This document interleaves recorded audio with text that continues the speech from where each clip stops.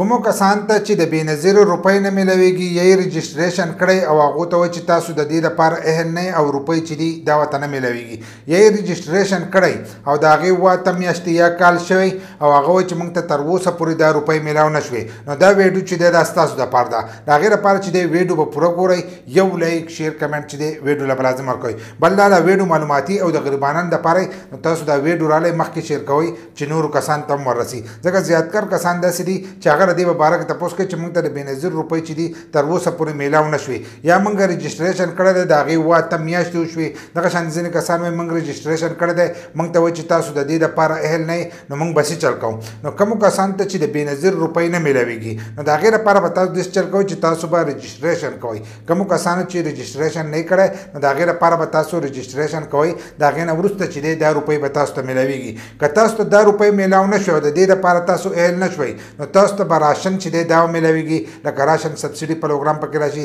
د هغو سکور د 40 نه کمي نو دغو ته میلاویږي نن سبا د 60 نه کمي نو هغو ته هغه راشن چې دی هغه ارزان میلاویږي داسې پکې ناشنا نور پروګرامونه چې دي هغه پکې راځي نو د هغې هغه روپۍ به درته میلاویږي راشنې چې دي دا میلاویږي څنګه چې په روز کال پکې پري آټا سکیم شروع شو نو هغه آټه چې دی دا به درته میلاویږي خو چې تاسو رجسټریشن نه یې کړی نو ستاسو ریکارډ چې دی دا نه موجود نو د دې لپاره به تاسو رجسټریشن کوئ چې کله رجسټریشن وکړئ نو د هغې نه وروسته بیا دا پته لګي چې تاسو ته به د بېنظیر روپۍ میلاویږي که نه میلاویږي خو ځینې کسانو رجسټریشن نه یې کړی او هغه دا تپوس کوي موږ ته د بېنظیر روپۍ چې دي دا میلاو نه شوې نو د هغې لپاره لازم کار دا دی چې د دې لپاره به تاسو رجسټریشن کوئ ځینو به دې کې رجسټریشن کړی دی او هغه یې موږ ته یې لیکلي دي چې تاسو د دې پروګرام دپاره چې دی اهل نه یې نو کومو کسانو ته چې دا میسج راغلی دی چې تاسو د دې لپاره اهل نه یې نو تاسو داسې چل وکړئ چې د خپلې فیملۍ بل کس چې دی هغه بوځئ او هغه به دې کې رجسټر کوي تاسو چې دی د 2 کالو پورې په دې کې دوباره رجسټریشن نشئ کولی کوم کسانو چې رجسټریشن کړی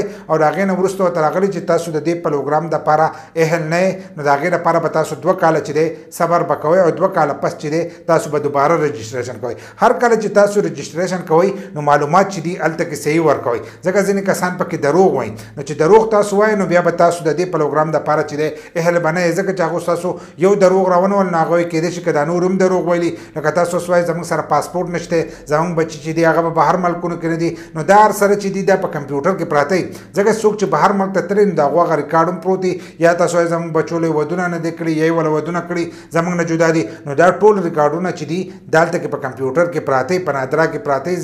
ځینې چې دی په ایرپورټ کې پراته وي دا ریکارډ نو داسې دروغ چې دي دا به تاسو نه وایئ که دغه تاسو وایئ نو د دې سره چې دی بیا تاسو د دې پروګرام دپاره چې دی اهل به نه یې په دې کې ځینې داسې کسان دي چې هغو رجسټریشن کړی دی او د هغو 8 میاشتې چې دي دا وشوې هغه وایي تر اوسه پورې موږ ته دا روپۍ چې دي دا میلاو نه شوې نو د دې لپاره تاسو داسې چل وکړئ چې خپل اهلیت چک کړئ که د اهلیت چک کولو طریقه نه درځي نو د دې په باره کې زموږ په یوټیوب چینل کې ویډیو شته په یوټیوب کې مظلومیار سپیک سرچ کړئ نو هلته کې به درته زموږ هغه ویډیو راشي په هغه طریقه هم تاسو خپل اهلیت چک کولی شئ بل لا کوم ځای کې چې روپۍ میلاویږي نو هلته کې لاړ شئ او خپلې روپۍ چې دي دا چک کړئ چې خپلې روپۍ چک کړئ هلته کې به تاسو ته وایي که ستاسو په اکاونټ کې روپۍ جمع کړي جدر به کړي که ستاسو په اکاونټ کې نه جمع کړي یا تاسو د دې لپاره اهل نه یې نو تاسو ته به وایي چې تاسو د دې پروګرام دپاره چې دی اهل نه یې نو په دې طریقه چې دی تاسو ته پته لګي د کومو کسانو چې 8 میاشتې د کاله پوره شوي دي نو هغه په دې طریقه باندې خپل هر سره چې دي دا چک کولی شي د کومو کسانو چې 2-3 میاشتې شوي یا 4 میاشتې شوي دي نو هغو ته به الریډي چې دی دا روپۍ به نه میلاویږي ځکه چې په دې کې پوره وخت تېرېږي بل لا